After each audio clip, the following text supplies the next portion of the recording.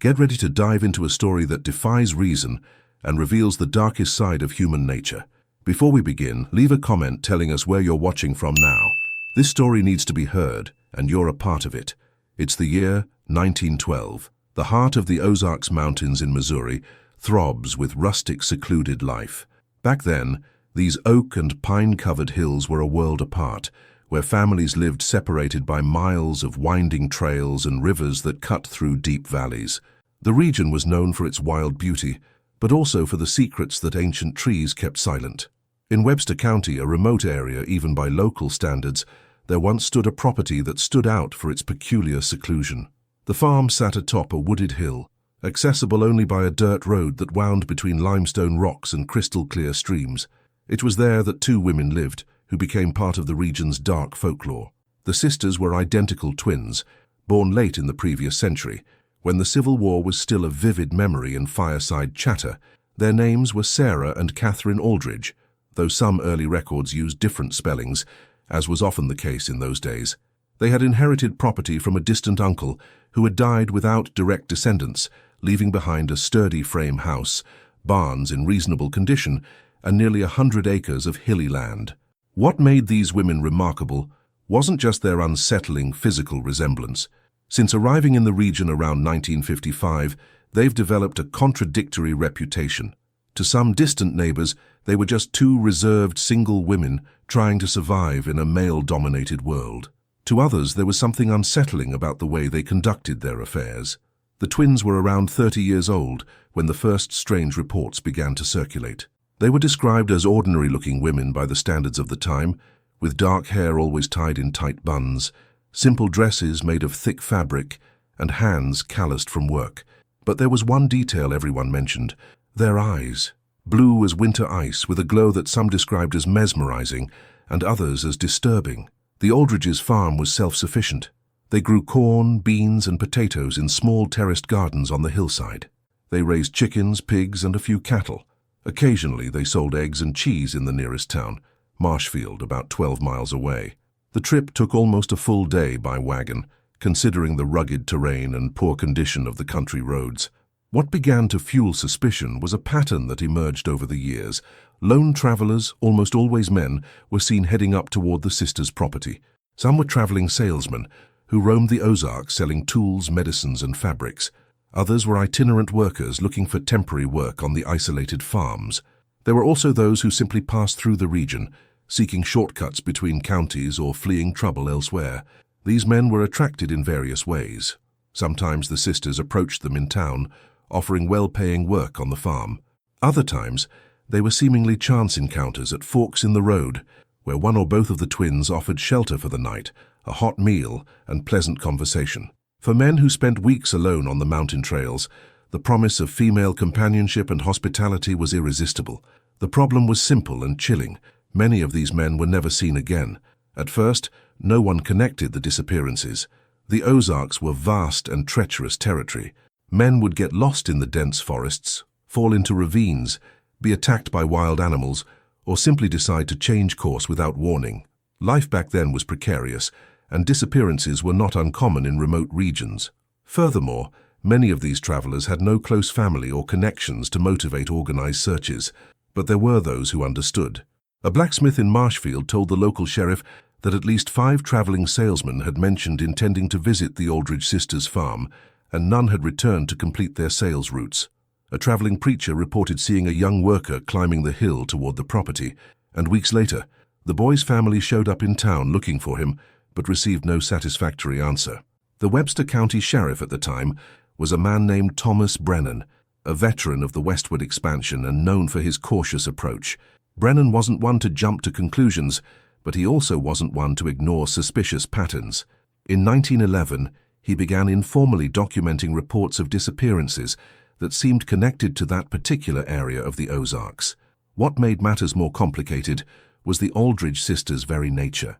When questioned, they were courteous, cooperative, and even charming. They denied having seen most of the men mentioned. When they admitted someone had passed through the property, they explained that the person had rested for a few hours and then continued on their way. Their stories were consistent, plausible, and impossible to refute without concrete evidence. Furthermore, the twins had unexpected allies. Several influential local men, including a prosperous merchant and a respected lawyer, defended the sisters' reputation, portraying them as honest, hard-working women, unfairly maligned by small-town gossip. These men had visited the farm, received exemplary hospitality, and emerged unharmed, complicating any narrative of danger. But the whispers persisted. And on long winter nights, when the wind howled through the Ozark pines, people wondered what really went on that isolated hill, where two identical women lived alone, and men vanished like mist at sunrise. We're just beginning to unravel this mystery. What you're about to discover goes beyond any simple explanation. The winter of 1911 brought severe snowfall to the Ozarks. Roads were impassable for weeks, further isolating rural properties that already experienced relative neglect during the colder months. It was during this period that something changed in the silent dynamics of the disappearances, something that would finally draw attention in a way that was impossible to ignore. In February of that year, a man named James Whitmore arrived in Marshfield from the east. Whitmore was a land broker, a relatively well-established professional who worked for a Kansas City firm evaluating rural properties for possible purchase or development. Unlike the lone travelers who typically traversed the region, Whitmore had credentials, documents, and most importantly, people waiting for his return. Whitmore was 42 years old, married, the father of 3 adult children, and maintained regular correspondence with his office. His itinerary was documented. He was to appraise 5 properties in Webster County over the course of 10 days and return to Kansas City before the end of the month. Among the properties listed was the Aldridge sisters' farm, which had apparently been put up for sale months earlier, though there was no official record of this transaction in the county archives. Whitmore was last seen at a Marshfield boarding house on February 17th. He spoke with the innkeeper about his planned visits and specifically mentioned that he would be going to the twins' farm the following morning. He left after breakfast, riding a rented horse, carrying his leather briefcase containing documents and measuring instruments. When Whitmore didn't return on the expected date, his wife began sending telegrams to Marshfield. The Kansas City office also contacted local authorities. For the first time, Sheriff Brennan had a disappearance that couldn't be easily ignored or attributed to chance. There was external pressure, there was documentation, and there was an expectation of answers. Brennan formed a small search party and in early March, as the snow began to melt, headed to the Aldridge sisters' property.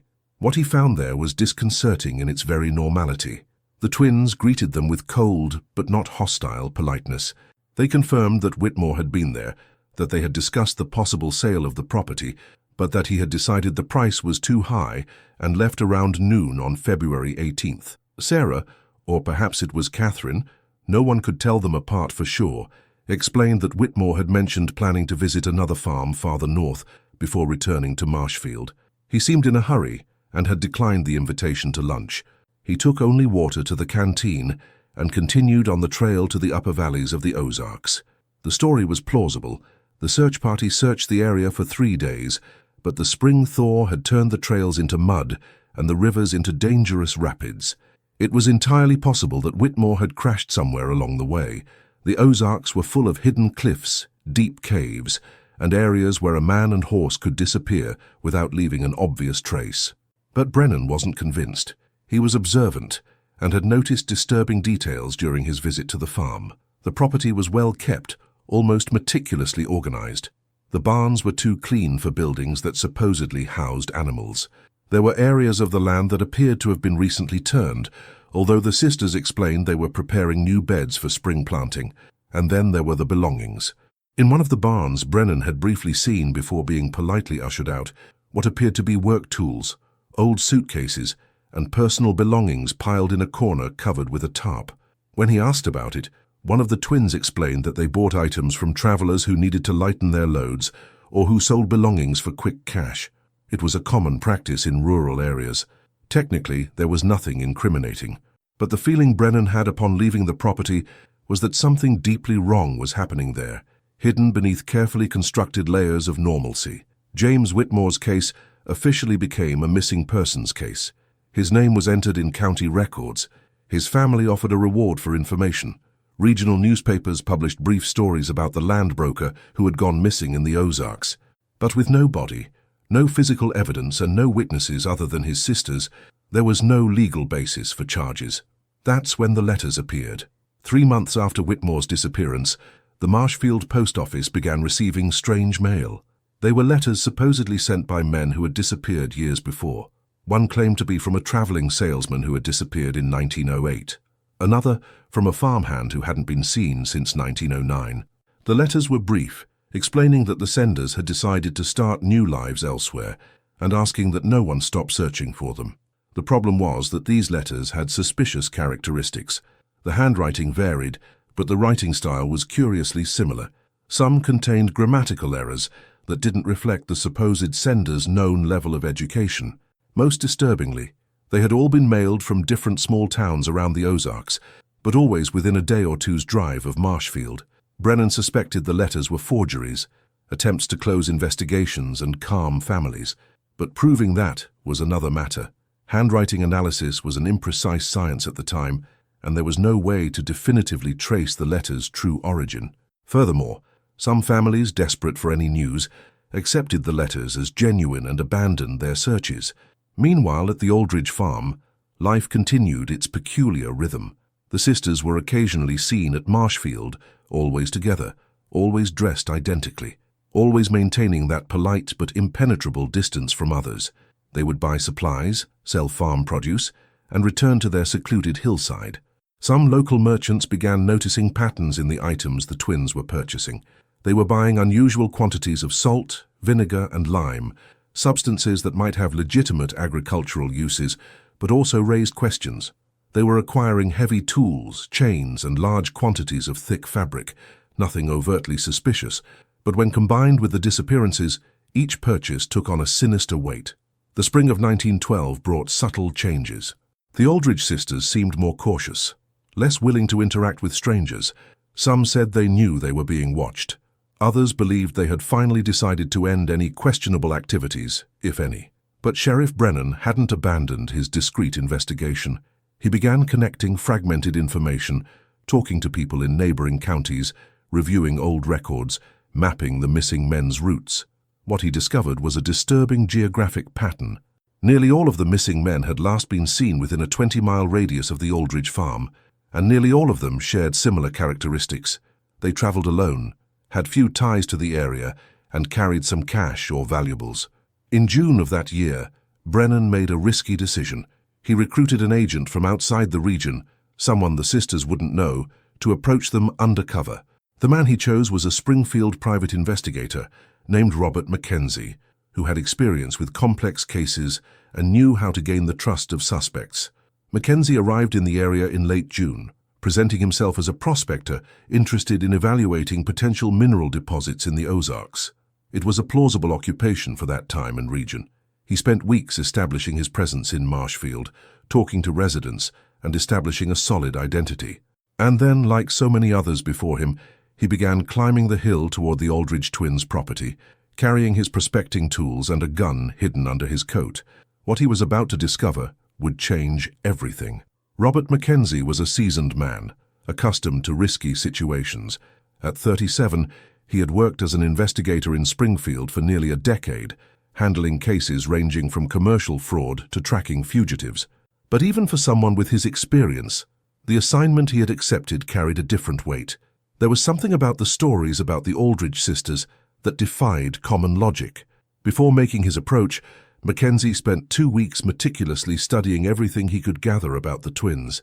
He spoke discreetly with merchants, heard stories from long-time residents, and examined property records in the county archives. What he discovered was a fragmented narrative, full of gaps and contradictions. The sisters had arrived in the area claiming to be the nieces of a farmer named Ezekiel Aldridge, who had indeed owned the property until his death in 1904. However, there were no clear records of their relationship.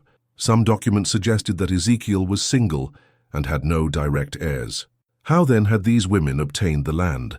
The property transfer records were vague, imprecisely dated, and with signatures that some questioned. There were also rumors about the twins' past before arriving in Missouri. Some said they came from Kentucky, others from Tennessee. One version mentioned they had worked in a boarding house in Arkansas. Another, darker story suggested involvement with a band of outlaws operating on the state lines after the Civil War. But none of this was confirmed, only fragments of conversation and speculation. Mackenzie carefully prepared his persona. He would be a solitary prospector, recently widowed, seeking a fresh start away from the painful memories of his former life. He carried authentic mining equipment, geological maps of the region, and false documents establishing his identity.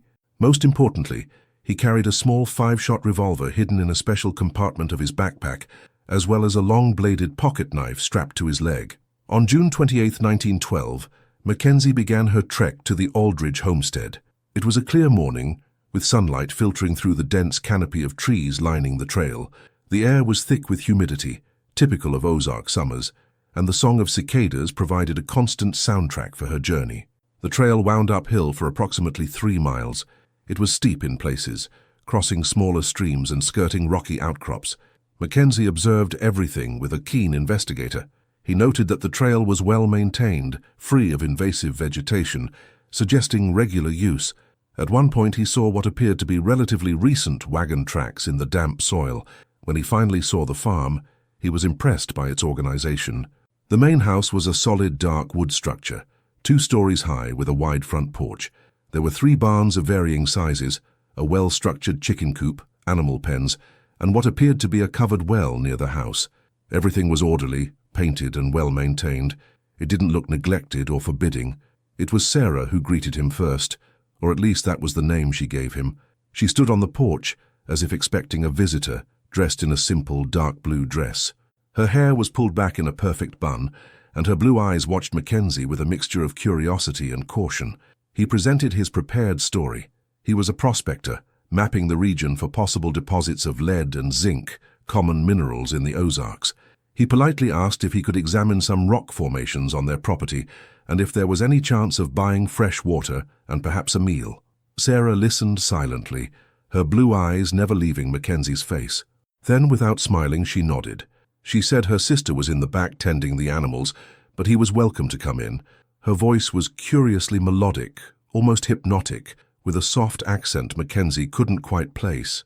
Entering the house was like stepping through a portal into a carefully controlled world. The interior was obsessively clean. The hardwood floors gleamed. There was no dust on the simple but well-maintained furniture. Everything had its exact place. In the kitchen, copper utensils hung on hooks arranged by size. Plates and cups were lined up with military precision on the shelves. Catherine appeared minutes later, and Mackenzie experienced the unsettling sensation of seeing a perfect duplicate of Sarah. Same height, same build, same piercing blue eyes. When the two stood side by side, it was absolutely impossible to tell them apart. They dressed identically, moved similarly, even their tones of voice were nearly indistinguishable.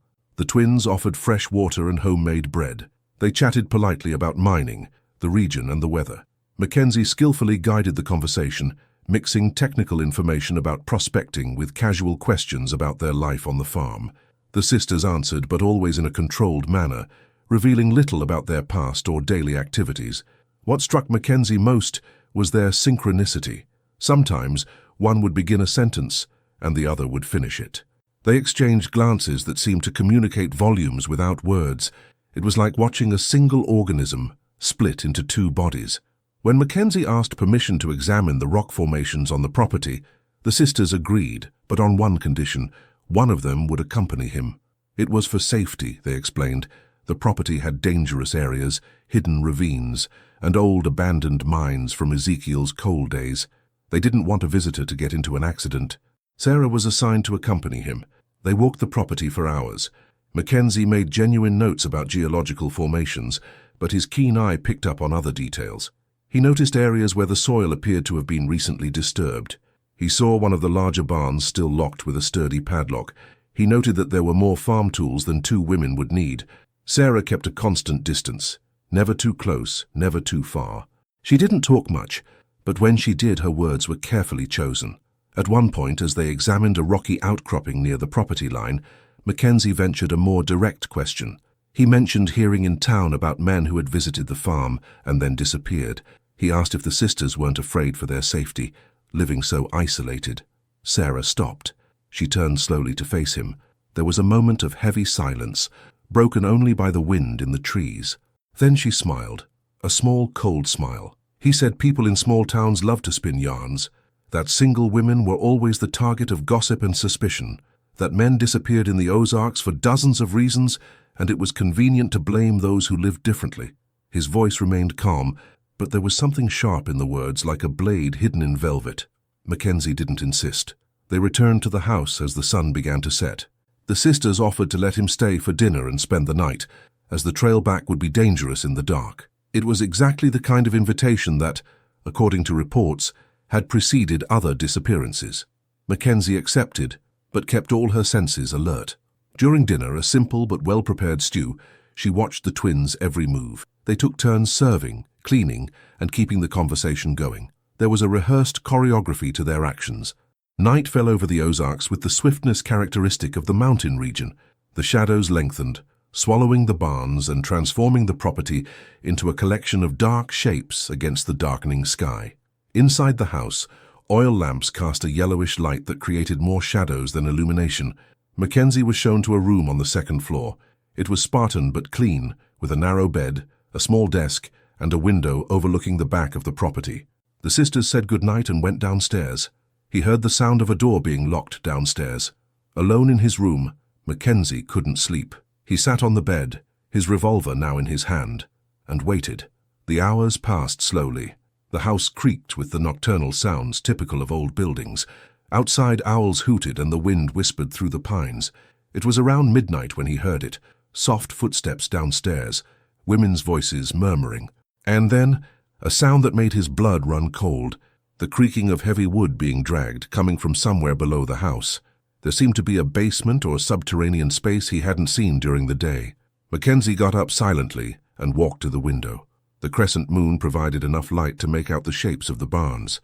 And then he saw one of the sisters, impossible to tell which, crossing the yard toward the largest barn, the one that had remained locked. She carried a lantern and something else, something Mackenzie couldn't make out in the distance and darkness. He knew he was at the center of something dangerous. The question was, what to do next? Mackenzie stood motionless by the window, controlling his breathing as he watched the female figure disappear into the locked barn. The lantern she carried cast a faint glow through the cracks in the wood, creating streaks of light that danced in the shadows. The investigator calculated his options. With the coolness of someone who had learned to survive in dangerous situations, he could try to flee immediately, descending the stairs and running down the dark path. But that would leave him vulnerable and without the answers he'd come for. Besides, the door downstairs was locked, and any attempt to force it would alert the sisters. He could wait until dawn and leave politely, but that would mean wasting the opportunity to find out what really happened on that property. He decided on a third option, to investigate cautiously while he had the chance. Mackenzie examined the window. It was old but functional, with a simple latch that opened without much noise. The ground clearance was considerable, about 4 meters, but there was a trellis on the side supporting dried vines. He tested its weight carefully. The wooden structure creaked but seemed solid enough. He tucked the revolver into his belt, strapped his backpack onto his back, and began descending with slow, measured movements. The truss groaned under his weight, and he paused at each louder sound, waiting to see if anyone would notice. The wind in the trees helped mask the smaller sounds. When his feet touched the ground, Mackenzie crouched for long seconds, surveying the property. His other sister was probably still inside, but he couldn't be sure. The crescent moon provided enough light to make out shapes, but created deep pockets of darkness where anything could be hiding. He moved toward the barn, staying close to the shadows of the other buildings. The ground was uneven, with small rocks that could betray his steps. Each movement was deliberate, testing the ground before transferring his weight completely. As he approached the larger barn, he began to hear muffled sounds coming from inside. I couldn't quite make out what they were, but there was a rhythmic pattern, as if someone were digging or moving heavy objects. The glow of the lamp was still visible through the cracks. Mackenzie walked around the building, looking for a better vantage point. On the side was a small window, positioned above eye level. He found some wooden blocks stacked nearby, and used them as leverage to raise himself up until he could see inside. What he saw through that dusty window changed everything. The interior of the barn was organized in a way that didn't resemble a typical farmhouse. Shelves were laden with various objects: folded clothes, boots lined by size, hats hanging on hooks, suitcases and backpacks stacked with handwritten labels. It was like a meticulous inventory of personal belongings. Sarah, or Catherine, stood in the center of the space, working in an area where the dirt floor appeared to have been recently excavated and recovered. She wore a heavy apron and thick gloves, moving with mechanical efficiency. Near her were several large glass vials, containing liquids that Mackenzie couldn't identify in the dim light. But what disturbed him most was a makeshift table where documents were arranged. From his position, Mackenzie could see scattered papers, what appeared to be letters, certificates, and other personal records. His sister would occasionally pick up some of these documents, examine them by lamplight, and sort them into different piles. Mackenzie realized with growing horror what she was witnessing. That barn was an archive, an inventory, a meticulous record of men who had passed through there and never left. The sisters didn't just disappear their victims, they catalogued everything with an organization that bordered on the obsessive. He needed concrete evidence. He needed to know for sure. He carefully climbed down from his observation post and searched for the barn door. It was locked, as he'd expected, but the padlock was an old model. Mackenzie had some experience with locks and carried basic tools in his backpack. He worked on the padlock for long minutes that felt like hours. His hands were sweating despite the cool night air. The metal resisted, then gave slightly, then resisted again. Finally, with a soft click that seemed too loud in the stillness of the night, the padlock unlocked. Mackenzie paused, listening. The sounds inside the barn had ceased. There was only a heavy silence, the kind of silence that precedes something terrible. He drew his revolver and pushed the door open very slowly. The barn's interior smelled of damp earth, old leather, and something chemical he couldn't immediately identify. The oil lamp still burned on the table, but the sister he'd seen moments before was nowhere to be seen. Mackenzie entered cautiously, his revolver pointed forward, his eyes scanning the room. That's when he truly saw the extent of what the Aldridge sisters had done. The shelves held not only clothing, but also intimate personal objects, inscribed pocket watches, wedding rings, photographs of distant families, Bibles with names written on the front pages. Each item was labeled with a letter and number, part of an elaborate cataloging system. On one wall was a board pinned with papers with names, dates, and brief notes. Mackenzie leaned closer, trying to read in the dim light. The names matched some of the missing men he knew from Brennan's records. There were at least 23 different names, spanning a period of nearly 7 years. The dates varied, but there was a pattern. Most disappearances occurred during the colder months, when roads were less busy and people were more isolated on their properties. The notes were cryptic, with references to physical characteristics, amounts of money found, and destinations mentioned by the victims. Mackenzie was mentally photographing every detail when he heard behind him, "You should have accepted our hospitality and left in the morning, Mr. Mackenzie." He spun around quickly, revolver raised. At the barn entrance stood the two sisters, side by side, identical in silhouette against the darkness outside. But they weren't unarmed. Each held a hunting shotgun, the weapons pointed directly at him. "We knew who you were from the moment you arrived," one of them continued, her voice still retaining that unsettling, melodic quality. "Sheriff Brennan isn't as discreet as you think. Neither are you." Mackenzie kept his revolver raised, but he knew he was at a disadvantage. 2 shotguns against a 5-shot revolver in close quarters, against targets who likely knew how to use their weapons. The odds weren't in favor of a direct confrontation. "You can't shoot," he said, keeping his voice steady. "The sound would attract attention. Someone would hear." The other sister laughed, a low, humorless sound. "We're miles from any neighbors, Mr. Investigator, and the Ozarks swallow sounds like they swallow men. No one would hear anything but the wind." "But we don't want to kill you," said the first sister. "Not yet. You're different. You came looking for answers. Maybe you deserve to hear them before the end." Mackenzie realized they were playing him, but also that there was an opportunity there. If he could keep them talking, he'd buy time to figure out a way out. And part of him, the part that was an investigator to the core, really wanted to understand. "Why?" he asked. "Why do this? How many men? What do you gain?" The sisters exchanged a look, that silent communication they shared. Then, as if they'd made a decision, one of them lowered her shotgun slightly, though she kept her finger on the trigger. "Sit down," he ordered, indicating a bench near the table, "and we will tell a story." the story of two girls who learned very early that the world is cruel to single women and who decided never to be victims again. Mackenzie hesitated, then slowly lowered her revolver, but didn't let go. She sat on the indicated bench, keeping the sisters in her sight. They stood in the doorway, twin silhouettes against the night, ready to share secrets they'd kept for years. And he knew, with a sinking certainty in his stomach, that witnesses rarely survive to tell what they heard. The story the Aldridge sisters revealed that night in the isolated Ozarks barn was a survival tale twisted into something monstrous.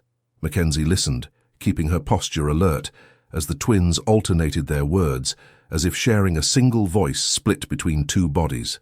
They were born on a poor Kentucky farm in 1878, the daughters of an alcoholic tenant farmer and a mother who had died in childbirth. They grew up amid domestic violence and extreme neglect, learning early on that their identical appearance could be used as a tool of confusion and manipulation.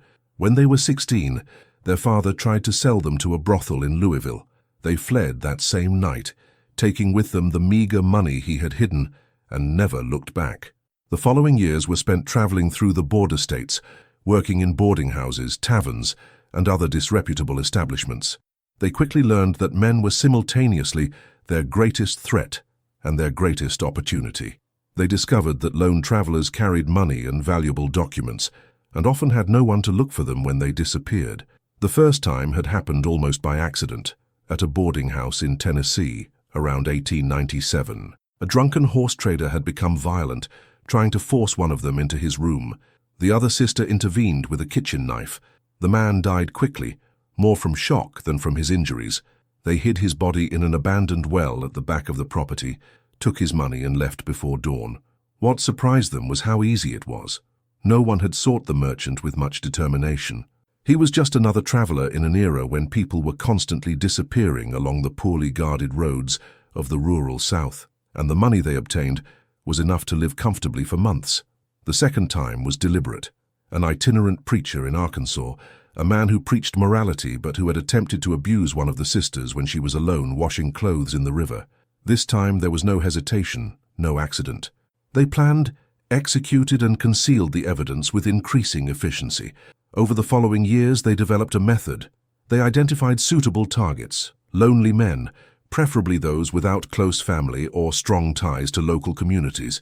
They used their appearance and charm to attract them, offering hospitality, promises of companionship, or business opportunities. The duplicity of being two identical creatures worked to their advantage, creating confusion and fascination that lowered men's defenses. By the time they arrived in Missouri in 1905, they had already perfected their technique. The property they claimed to have inherited from Ezekiel Aldridge was in fact the result of elaborate document forgery. The real Ezekiel had died alone and without a will. The sisters simply created a narrative of kinship, forged the necessary paperwork, and took possession before any authorities questioned it. The farm in the Ozarks offered perfect isolation. It was far enough from curious neighbors, yet close enough to travel routes to attract passers-by. The mountainous terrain featured deep ravines, natural caves, and limestone-rich soil that facilitated certain decomposition processes. It was, essentially, the ideal setting for their activities. Mackenzie listened to all this with growing horror, not only at the content, but also at the way it was told. The sisters spoke with almost professional pride about their efficiency, like artisans discussing the perfection of a craft. They mentioned techniques they had developed to avoid obvious evidence, cataloging methods that allowed them to track each victim, systems for forging correspondence that reassured distant families. The barn they were in was just one part of the system. There were other places on the property, they explained, where they kept different aspects of their enterprise. The basement beneath the house contained chemical materials and specialized tools. One of the other barns stored clothing and objects that they would eventually sell in distant cities after enough time had passed. There was even a meticulous diary, kept in a safe place, where they recorded every detail of each case. As for the total number of victims, the sisters wouldn't reveal precisely, but they suggested that the 23 names Mackenzie saw on the board represented only those who had disappeared since arriving in Missouri. There were others, from other times, other places. Their operation spanned more than a decade, perhaps closer to 2. What disturbed Mackenzie most was the rationalization, The sisters genuinely believed they were carrying out a form of justice. They chose men they deemed morally questionable, violent drunkards, known cheaters, those who mistreated women or displayed casual cruelty. They saw themselves as executing a sentence society was too weak to enforce. Of course, this justification was flawed and self-deceiving. Among their victims were innocent men whose only crime was being in the wrong place and possessing something the sisters desired. James Whitmore, the land agent, was a perfect example.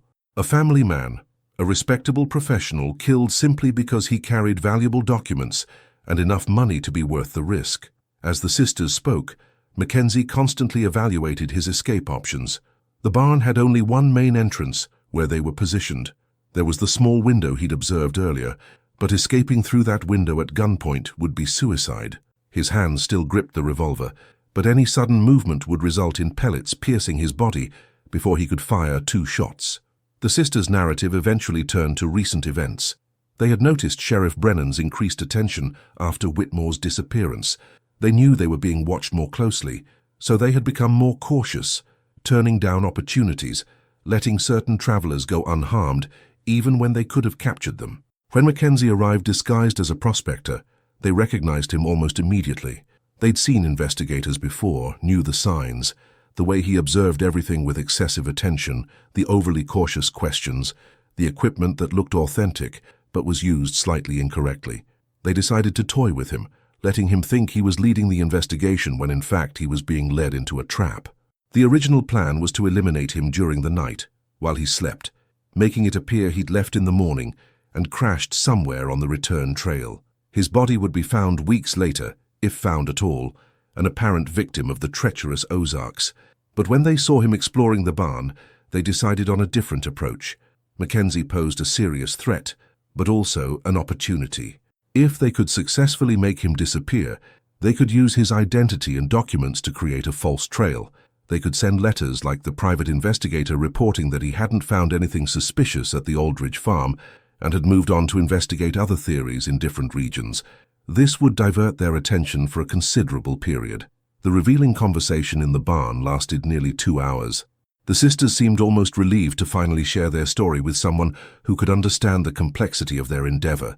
There was a strange loneliness in their words, the isolation of someone carrying enormous secrets they couldn't share. But eventually the narrative came to an end. The rifles, which had been lowered slightly during the conversation, were raised again. One of the sisters mentioned that dawn was approaching and there was work to be done.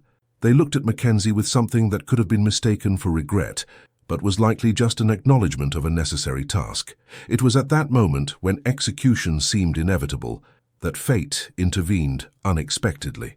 From outside the estate came the unmistakable sound of horses rapidly approaching, multiple animals galloping down the trail. Male voices shouted in the distance, still distant but getting closer. The sisters exchanged alarmed glances. One of them ran to the barn door to check. What she saw made her face pale even in the dim light. There were torches moving along the trail, at least half a dozen of them, heading up toward the farm. Sheriff Brennan, apparently, hadn't trusted Mackenzie alone. He'd organized a support group that was supposed to arrive at dawn, but for some reason had decided to arrive early. What unfolded in the next few minutes was controlled chaos. The sisters knew they'd been discovered, that the evidence in the barn was too damning to explain. Mackenzie saw the decision form in their identical blue eyes. This wouldn't be passive capture. This would be a final showdown. The sound of the horses grew louder with each passing second, echoing through the Ozark hills like distant thunder, approaching inexorably. Mackenzie saw the transformation in the Aldridge sisters, the shift from confident predators to cornered animals still retaining their sharp claws. The meticulous organization that characterized everything they did now focused on a single goal: survival or utter destruction. One of the twins quickly extinguished the lamp in the barn, plunging the space into near darkness. The other kept her shotgun trained on Mackenzie as she backed toward the exit. They whispered to each other in that particular language only twins seemed to share, a communication made of fragmented sounds and intuitive understanding. Mackenzie took advantage of the momentary confusion to move. He rolled off the bench and positioned himself behind a stack of boxes containing the victim's catalogued belongings. It wasn't significant protection against close-range shotgun blasts, but it was better than being completely exposed. His revolver was still in his hand, 5 bullets against 2 shotguns, and a scenario that grew more complex by the moment. The torches outside were now clearly visible, coils of orange light snaking across the trail leading to the property. Mackenzie could make out voices. He estimated there were between 6 and 8 men. Sheriff Brennan had apparently decided that circumstantial evidence was sufficient to justify a full search operation, or perhaps he had received additional information that forced his hand. The sisters exited the barn with feline swiftness, leaving the door open behind them. Mackenzie waited a few seconds before moving toward the entrance, cautiously peering into the courtyard outside. What she saw was a nightmarish scene illuminated by the crescent moon and the distant glow of approaching torches. The twins had split up, each running to different points on the property. One ran into the main house, while the other disappeared toward one of the smaller barns. Their movements were coordinated even from a distance, part of a plan they had likely mentally rehearsed dozens of times, preparing for the day their operation might be discovered. The search party arrived at the property gate moments later. Mackenzie recognized Sheriff Brennan's voice, shouting at the sisters to surrender, declaring that he had a search warrant and that resistance would be futile. There was authority in his voice, but also the tension of a man who knows he's entering dangerous territory. Mackenzie emerged from the barn, hands raised, shouting his identity. Brennan and his men momentarily turned their weapons on him before recognizing the investigator. Relief was visible on the sheriff's face, as he had apparently feared Mackenzie was already dead. The investigator quickly briefed Brennan on what he had discovered in the barn, on the sisters' confession, on the documented evidence of multiple murders over the years. The men in the search party listened with expressions that mixed shock and growing anger. Several of them knew some of the missing victims personally. That's when the main house burst into flames. It wasn't a literal explosion, but it happened quickly enough to feel like one. Black smoke began pouring from the second-story windows, followed by orange flames that licked at the curtains and began to consume the dry wooden structure. One of the sisters had set the house on fire, likely using kerosene or another accelerant they kept in stock. The intention was clear: to destroy evidence, create chaos, and possibly use the confusion to escape. Almost simultaneously, the smaller barn on the other side of the property also began to burn. The second sister had executed her part of the destruction plan. The flames spread with terrifying speed, fueled by the old wood and the dry summer climate of the Ozarks. Within minutes, the entire property was illuminated by the eerie glow of the fire. Brennan shouted orders to his men. Some were to try to control the fires, others were to search for the sisters, and all were to exercise extreme caution because the women were armed and clearly ready to fight. The group dispersed, moving through the property, which was quickly transforming into an apocalyptic landscape. Mackenzie followed Brennan toward the largest barn, the only one not yet ablaze. They needed to protect the evidence inside, the records that would definitively prove the Aldridge sisters' crimes. But when they reached the door, they discovered someone had relocked the padlock, and this time it was a different, more robust model. As they attempted to force their way in, gunfire echoed from the other side of the property. Shotgun blasts, followed by screams and the sound of men taking cover. One of the sisters had opened fire on the search party from a protected position near the chicken coop. Fortunately, no one was hit, but the gunfire forced the men to retreat and regroup. Brennan left 2 men working on the barn lock and ran with Mackenzie toward the firefight. The situation was deteriorating rapidly. The fires were growing, sending up plumes of smoke that obscured parts of the property. The heat was intense, and embers were beginning to fly in the wind, threatening to spread the fire to the surrounding wooded areas. The shooting sister was entrenched behind a low stone wall surrounding the chicken coop. From her position, she had a clear line of sight to much of the yard. Brennan tried to negotiate, shouting that she should surrender, that there was no escape. The response was another shot that passed dangerously close to her head. It was then that they spotted the second sister. She emerged from the smoke on the opposite side of the property, running toward the tree line that marked the farm's boundary. She was carrying something bulky, possibly documents or valuables she was trying to save from destruction. 2 of Brennan's men gave chase, their figures quickly disappearing into the darkness of the forest. The situation on the property was now completely chaotic. The main house was almost completely engulfed in flames, its structure beginning to give way with popping sounds that sounded like gunshots. The smaller barn had collapsed into a pile of burning wood. The heat was so intense that it forced everyone to keep a considerable distance from the burning buildings. Mackenzie and 3 other men attempted to flank their sister's position entrenched in the chicken coop. They moved using the smoke as cover, approaching from different angles. The woman was a surprisingly skilled marksman, switching her aim between different targets, forcing everyone to stay low and cautious. The advance was slow and dangerous. Every few meters another shot forced them to seek cover.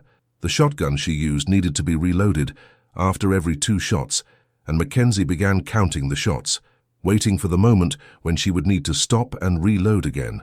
When that moment arrived, Mackenzie moved quickly. He covered the distance to the stone wall in a desperate sprint, hearing the click of the shotgun being unlatched for reloading. He reached the wall and rounded the corner with his revolver raised, hoping to find his sister vulnerable as he reloaded. But she wasn't there. Somehow, in the few seconds she'd been out of sight, she'd managed to move. Mackenzie heard quick footsteps behind her and spun around just as she emerged from another direction, the shotgun already reloaded and pointed at her chest.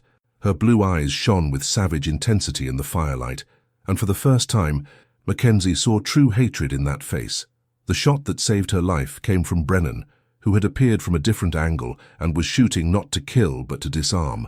The bullet struck the barrel of the shotgun her sister was holding, knocking it from her hands with an impact that sent her spinning and falling. The gun flew a few feet and landed on the ground with a metallic clang. Before she could retrieve her shotgun or draw any other weapons she might have hidden, 4 men surrounded her, guns drawn. She looked at each of them in turn, weighing the impossible odds, then slowly raised her hands. There was defeat in her eyes, but also something else, a disturbing calm, as if she had known this moment would eventually come. Brennan ordered 2 men to handcuff her and keep her under guard. Then he turned his attention to the forest where the second sister had fled. The 2 pursuers who had gone after her had not yet returned, and this was worrying. The Ozarks were a maze of ravines, caves, and dense vegetation where familiarity with the terrain had a huge advantage over pursuers. While organizing an additional group to enter the woods, one of the men working on the padlock of the larger barn shouted that he had managed to open it. Mackenzie ran over, leaving Brennan to coordinate the search for her fugitive sister. They needed to document the evidence before the fire reached them. Inside the barn, by the light of torches the men had brought, the full extent of the Aldridge sisters' crimes was finally revealed. The catalogue belongings, the organized documents, the chalkboard with names and dates. Everything was there, silent testimony to years of systematic predation. Mackenzie began cataloguing everything quickly, knowing that this building too could be burned down at any moment. It was while exploring the darkest corners of the barn that they made the most disturbing discovery. At the back of the barn, hidden beneath carefully fitted wooden planks that formed a false floor, was a space dug into the ground. It wasn't large, perhaps 6 feet long by 5 feet wide, but deep enough for a man to stand in. The walls were reinforced with planks, and there was a rudimentary staircase made of rungs driven into the compacted earth. Mackenzie descended first, holding a torch above her head. The air below was humid and thick with strong chemical odors that made her eyes water. The underground space was more elaborate than it appeared from the surface. It extended beneath part of the barn, forming a sort of secret chamber, where the sisters carried out aspects of their operations that needed to remain completely hidden.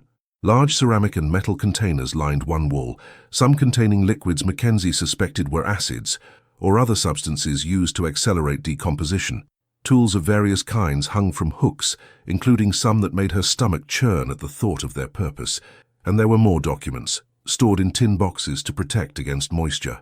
Mackenzie opened one of these boxes and found what appeared to be a meticulous diary kept by one of the sisters, perhaps both taking turns writing. The entries dated back to 1899, 13 years ago, and continued until recent weeks. Each page documented events in clinical detail, including descriptions of the victims, methods used, amounts of money and objects obtained, and even reflections on what had worked well or could be improved. It was deeply disturbing reading, not only for its content but also for the coldness with which it was reported. The sisters wrote about taking human lives with the same objectivity a farmer might write about harvesting crops or slaughtering cattle. There were financial calculations showing how much each victim had yielded, comparisons between different methods of elimination in terms of efficiency and risk, even notes on how to improve their document forgery technique. One of the men who had descended with Mackenzie found something even more macabre in a protected corner of the chamber. They were trophies, not objects of monetary value, but personal items that apparently held special meaning for the victims. A wedding ring engraved with initials, a family photograph in a silver frame, an old Bible with notes in the margins, a pocket watch obviously inherited from a distant relative. The sisters hadn't kept these things for their financial value, but as mementos, like hunters who keep trophies of their prey. Mackenzie knew they needed to remove everything from the space before the fire reached them. He organized the men into a human chain, moving boxes of documents and evidence containers out of the barn. It was risky work because the flames from the main house were dangerously close, and embers were constantly falling onto the barn roof. While they were working to evacuate the evidence, Brennan returned with news from the forest. His men had found clear tracks of the fugitive sister, but she knew the terrain much better than they did. There were caves and crevices in the rocks where someone could hide indefinitely. He had organized relay teams to keep the search going through the night, but he recognized that finding her would be difficult until daylight made the pursuit safer. The captured sister stood under guard near the horses, handcuffed and silent. Brennan had tried to question her about the others' whereabouts, but she simply stared at him with those disturbing blue eyes, without saying a word. It was as if she had retreated to some inner place where questions and threats could not reach her. As night wore on toward dawn, the Aldridge sisters' estate had been reduced to smoldering ruins. The main house was a charred structure that occasionally collapsed with loud bangs and bursts of sparks. Smaller barns had been reduced to piles of glowing ash. Only the largest barn remained intact, protected by distance and the efforts of the men to extinguish embers falling onto its roof. Mackenzie spent the next few hours poring over the documents they had saved. By the flickering light of oil lamps, she began to piece together the full story of the sisters' crimes. The diary provided details that would be crucial to identifying victims and possibly locating remains. The entries revealed that the sisters used multiple locations on the property and surrounding areas to hide physical evidence of their crimes. They mentioned a deep ravine approximately 2 kilometers to the north, a natural cave to the east that extended dozens of meters under the mountain, and several shallow graves scattered throughout the forest. Each location was coded in the diary, with letters and numbers that corresponded to the tags on the catalogued belongings. There were also revelations about how the sisters had avoided detection for so long. They were extremely selective in their victims, always choosing men whose disappearance would generate the least amount of investigation. They avoided people with large families or strong connections in local communities. They preferred travelers from distant states, people who were passing through the region without firm plans or expectations of regular contact. Furthermore, the sisters carefully cultivated a reputation for respectability. They paid their bills punctually, were polite to distant neighbors, and occasionally attended social events in Marshfield, where they portrayed themselves as ordinary women trying to survive on their own.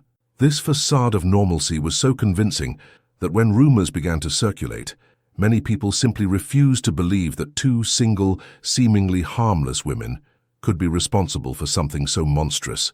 The diary also revealed a fascinating dynamic between the sisters themselves. Although they functioned as a virtually inseparable unit, there were occasional tensions.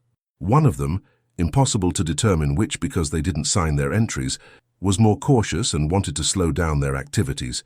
The other was more aggressive, arguing that they had perfected their method and could continue indefinitely if they maintained discipline. There were entries that showed debates between them about specific victims. Sometimes they disagreed on whether a particular target was safe enough. On at least 3 documented occasions, one of the sisters vetoed the other's plans, considering the risk too high. James Whitmore, the land broker, was precisely such a disagreement. One sister argued that he was too dangerous a target because of his connections and visibility, but the other insisted that the opportunity was too valuable to pass up. As Mackenzie read, the sky began to lighten with the first light of dawn. Smoke from the fires now formed a thick cloud that hung over the valley, likely visible from miles away. Brennan commented that this would attract attention, and soon they would have curious people and possibly journalists climbing the trail to investigate. It was then that they heard screams coming from the forest. The sounds of confrontation arose, male voices shouting orders and warnings. Brennan and Mackenzie ran toward the sounds, followed by several other men. The growing light of dawn made it easy to navigate the trail that led into the woods, though it was still necessary to be careful of roots and loose rocks. They found the search party in a small clearing about a kilometer into the forest. 2 men were injured, one with a deep cut on his arm, the other with a blow to the head and bleeding profusely. The fugitive sister was cornered against a rocky outcrop, holding a bloody knife and a small pistol no one knew she had. She had fought with desperate ferocity when the men finally located her in a crevice between the rocks. She had wounded 2 of them before they could partially disarm her, but she still held the knife and refused to surrender. Her eyes held the gleam of a cornered wild animal, and her breathing was heavy and ragged. Brennan tried to negotiate, explaining that further resistance was futile, that his sister was already captured, that damning evidence had been recovered. The woman listened without seeming to really process his words. Then, completely unexpectedly, she began to speak. These weren't words directed at the men surrounding her, but rather a murmured monologue that seemed addressed to her absent sister, or perhaps to herself. She spoke of how they had always known this day would come, how they had promised each other they would not be separated, that they would not allow the world to judge them for doing what was necessary to survive. What happened next was too fast for any intervention. The sister turned the knife toward herself, and before anyone could react, plunged the blade into her own body.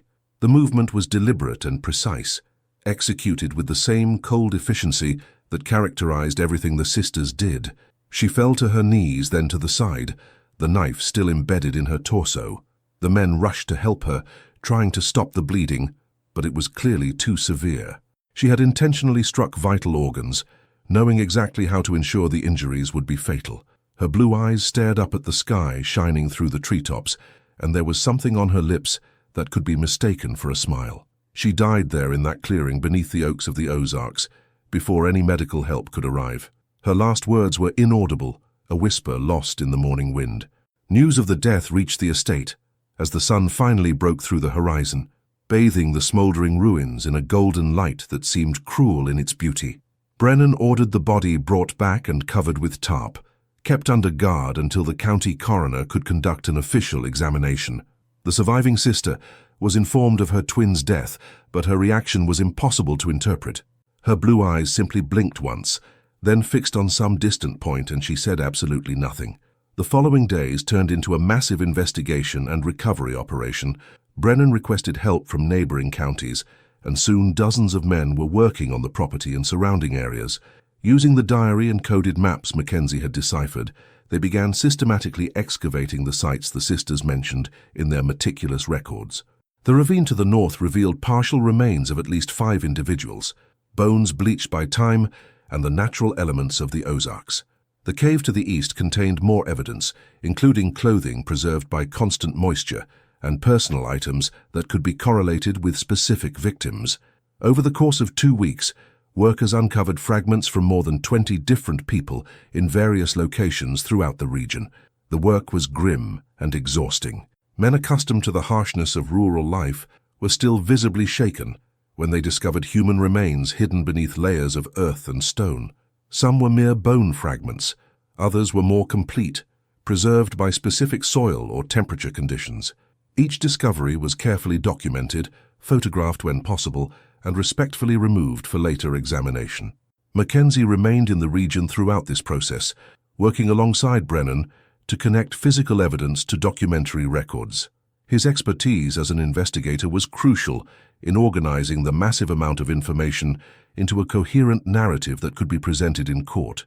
Each victim identified represented a family that would finally have answers, even if those answers brought pain along with the closure. The story quickly spread beyond Webster County. Newspapers from Springfield, Kansas City, and even St. Louis sent reporters to cover what quickly became one of the most sensational criminal cases in Missouri history. The headlines ranged from sensational to relatively factual, but all captured the disturbing essence of the case. 2 seemingly ordinary women had operated a murder racket for over a decade without being caught. The surviving sister's trial was scheduled for the fall of 1912. There was considerable debate over which of the twins she was, Sarah or Catherine, as they used their names interchangeably, and there was no definitive way to distinguish them. Eventually, legal records simply identified her as Sarah Aldridge, though this was essentially arbitrary. During the months of trial preparation, the accused remained in a special cell at Marshfield Jail. under constant surveillance after authorities deemed her a risk of self-destruction similar to the one her sister had committed. But Sarah, if that was indeed her name, seemed to have abandoned any desire to escape death. She ate when fed, slept when the lights were out, but rarely spoke and never voluntarily. Her attorney, appointed by the court, because she lacked the resources to hire her own defense, attempted to plead insanity. She claimed the sisters had suffered severe abuse during childhood that permanently damaged their moral judgment. She presented their documented history of domestic violence, their father's attempt to sell them, and the extreme hardships they faced as single women in a hostile society. The prosecution, however, had overwhelming evidence of premeditation, careful planning, and deliberate execution over many years. The diary alone clearly demonstrated that the sisters fully understood that their actions were criminal and took elaborate measures to avoid detection. This contradicts any claim of a mental inability to distinguish right from wrong.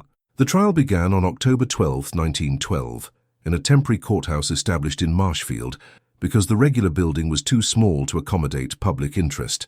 People traveled from distant counties to witness the proceedings. The courtroom was packed daily, with crowds outside waiting for updates. Mackenzie testified extensively about her discoveries, presenting the diary, maps, financial records, and catalogued belongings. Her account of the night she spent at the property, including the sisters' partial confession, was particularly compelling. Brennan corroborated her testimony and presented evidence from the excavations, including bones and identifiable objects connected to specific victims. Family members of some of the missing were called to identify belongings and provide context about their loved ones. There were moments of intense emotion when wives recognized their husbands' watches, when children identified their parents' Bibles. The cumulative weight of these testimonies painted a devastating picture of lives cut short and families destroyed. The defense attempted to humanize the accused, presenting her as a victim of impossible circumstances that led her down a path of destruction. They called in contemporary experts to discuss the effects of childhood trauma, the extreme difficulty single women faced in surviving financially, and the way society often failed to protect the most vulnerable. But it was difficult to generate sympathy when confronted with the scale and methodical nature of the crimes. The victims were not all violent or morally questionable men, as the sisters tried to justify. Among the dead was a young teacher, traveling to take a position at a rural school, a widowed farmer looking for temporary work to support his adult children, and a war veteran simply passing through the area on his way to visit distant family. Sarah remained impassive throughout the trial. She sat erect in her chair, eyes fixed on some point in the distance, rarely blinking or reacting to the testimony presented. When asked to testify in her own defense, she politely but firmly refused.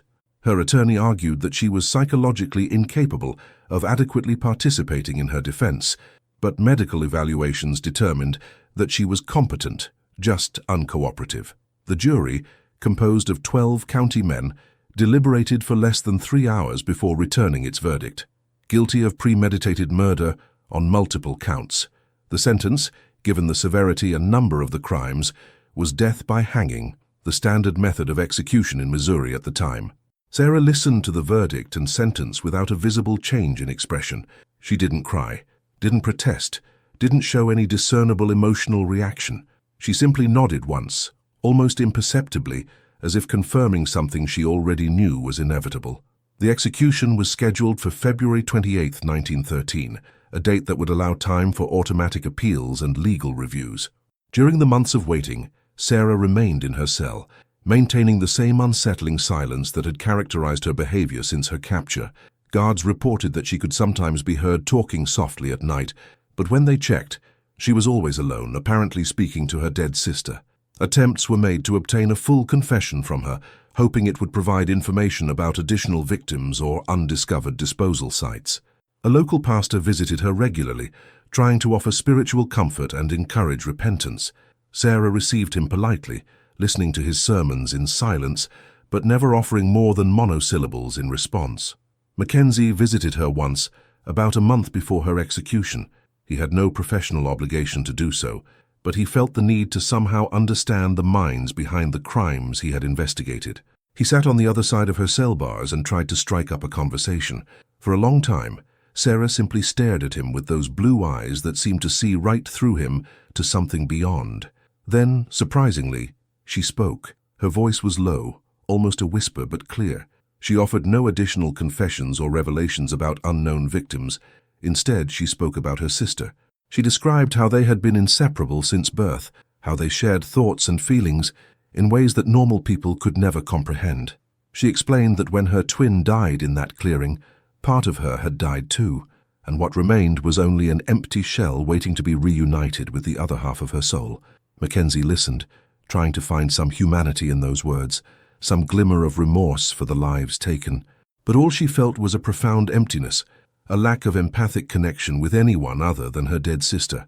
The victims weren't real to her, not complete people with their own lives and families. They were merely objects, obstacles, or opportunities in the sister's path through a hostile world. When Mackenzie left the cell that day, she knew she wouldn't return. There were no satisfying answers to be found there, only darkness that reflected back any light shed on it. Some people, she concluded, were simply broken in ways that couldn't be repaired or fully understood. Winter arrived early in Missouri that year, 1912, bringing with it icy winds that swept down from the Ozarks and blanketed Webster County with sheets of ice and snow. The Aldridge sisters' homestead, now just charred ruins partially covered in snow, became a destination for morbidly curious people who climbed the steep trail to see the spot where so many lives had been cut short. Authorities eventually fenced off the area and posted signs prohibiting unauthorized entry, not out of respect for the site but because the excavations continued. Even with the frozen ground making the work difficult, teams returned periodically when new diary entries were deciphered or when anonymous informants came forward claiming to have seen the sisters in certain areas years before. By the end of January 1913, the official number of identified victims had reached 28. This number represented only those who could be confirmed through physical remains, documents, or reliable testimony. Brennan and Mackenzie suspected the true number was significantly higher, perhaps reaching 40 or more. Over the years, the sisters operated in different states before arriving in Missouri. Some families were able to recover the remains of their loved ones for proper burials. Others only received confirmation of death through identified belongings. And there were those who remained in a painful limbo, suspecting that their missing persons were part of the death toll, but without sufficient evidence for definitive confirmation.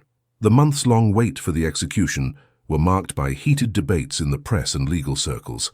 Some argued that executing a woman, even one convicted of such heinous crimes, was barbaric and diminished civilized society. Others argued that the severity and number of the murders demanded maximum justice, regardless of the perpetrator's gender. The governor of Missouri received dozens of petitions from both sides, but decided not to interfere with the court's verdict. February brought even colder temperatures. On the morning scheduled for the execution, the sky was gray and heavy with the promise of more snow. The gallows had been erected in the inner courtyard of Marshfield Jail, shielded from public view by high walls, but visible to the select group of official witnesses required by law to be present. Sarah Aldridge was led to the gallows shortly after 10 o'clock in the morning. She wore a simple dress of dark fabric, and her hair was tied back in the same tight bun she always wore. Her steps were firm, without hesitation or need for support from the guards flanking her. When she reached the base of the gallows, she stopped and looked up, examining the wooden structure with something that might have been academic curiosity. Sheriff Brennan, fulfilling his official duty, asked if she had any last words. Sarah slowly turned to face him, her blue eyes finally showing some emotion.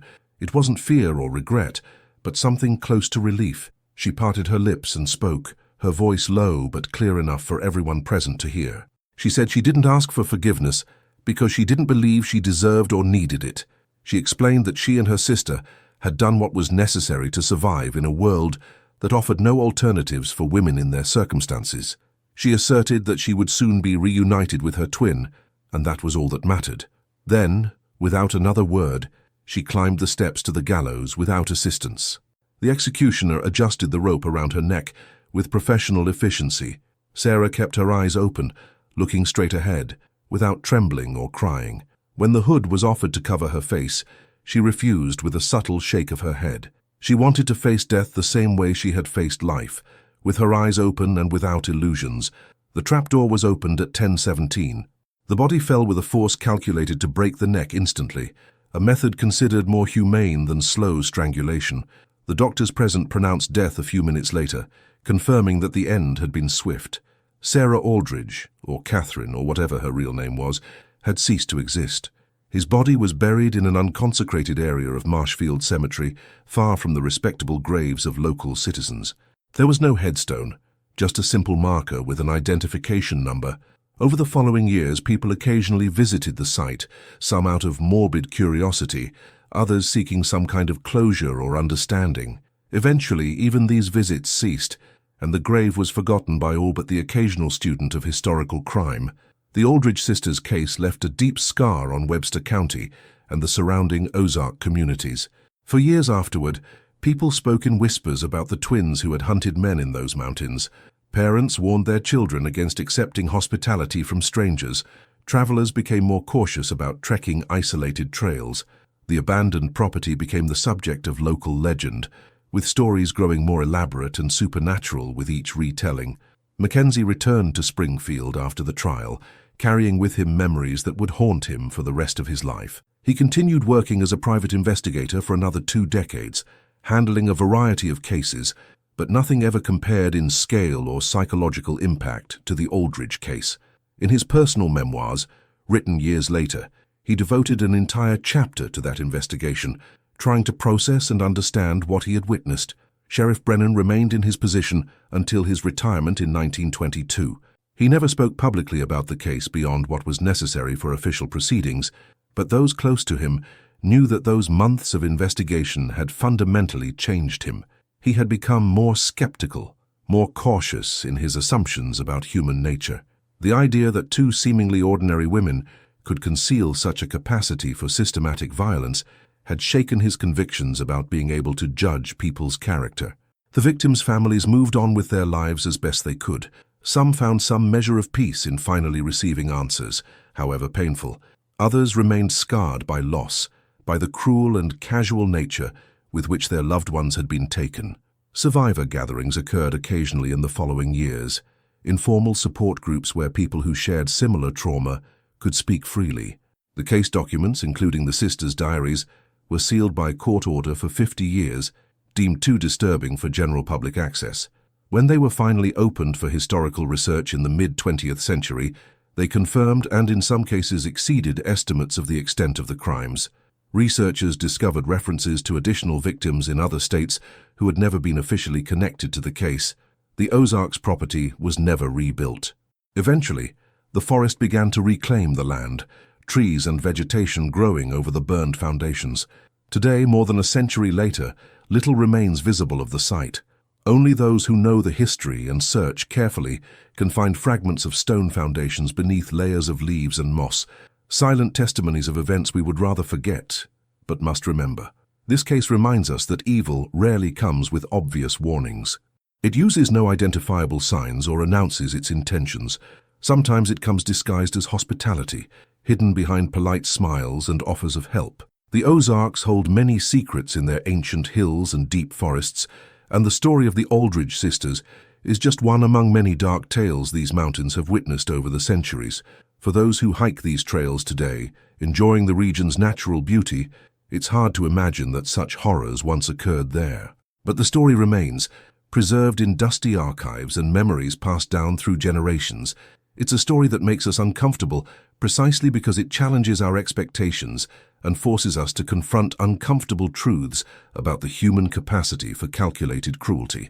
The names of Sarah and Catherine Aldridge, if those were indeed their real names, have become part of the dark folklore of rural Missouri.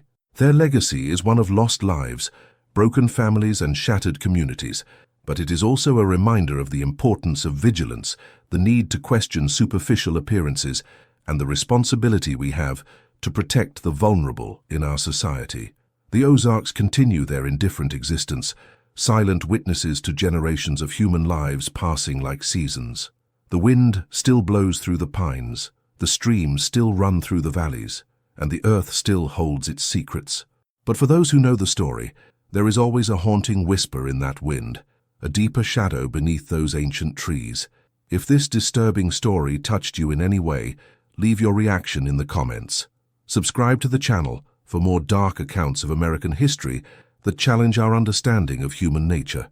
Turn on the notification bell so you don't miss our next dives into the depths of the past, where truth often surpasses any fiction we could imagine. Until the next mystery we dare to unravel together.